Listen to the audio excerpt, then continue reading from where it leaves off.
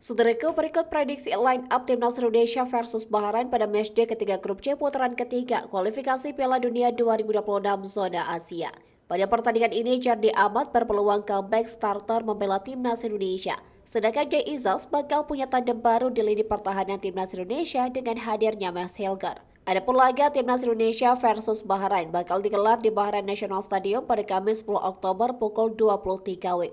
Sebelumnya, Timnas Indonesia mendapatkan hasil yang cukup impresif pada dua laga awal grup C. Hasilnya, Timnas Indonesia mampu mengimbangi 1-1 di markas Arab Saudi, kemudian meraih hasil imbang 0-0 saat melawan Australia di SUGBK. Dua hasil tersebut membuat Timnas Indonesia kini berada di posisi keempat klasmen grup C dengan memiliki 2 poin.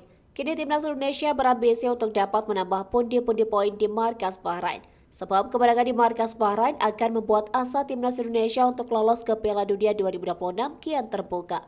Kini jelang melawan Bahrain, Timnas Indonesia akan memiliki amunisi baru dengan hadirnya Max Hilger dan Eliano Regidars. Keduanya telah menjalani sumpah warga negara Indonesia atau WNI pada 30 September lalu. Dengan hadirnya dua pemain tersebut, lalu bagaimana prediksi line up Timnas Indonesia saat melawan Bahrain? Sintayong diperkirakan akan memakai formasi 3-4-3 untuk meladeni Bahrain. Tiga formasi ini, 3 back akan memberikan perlindungan ekstra terutama di area tengah. Selain itu, pemain sayap juga bisa mundur membentuk skema 5 back saat bertahan. Di laga melawan Bahrain nanti, Timnas Indonesia diprediksi akan mencoba untuk mengendalikan permainan untuk mencetak gol lebih dulu. Maka dari itu, menumpuk permainan di sektor tengah akan dilakukan Timnas Indonesia untuk mendominasi permainan. Posisi penjaga gawang idealnya bakal menjadi milik Martin Paes. Sintayong besar kemungkinan akan memakai skema 3 back di formasi Timnas Indonesia. Dengan absennya Justin Hubner, Sintayong tampaknya akan memasang Jay Izzels, Rizky Ridho, dan Max Hilger di pertahanan Timnas Indonesia.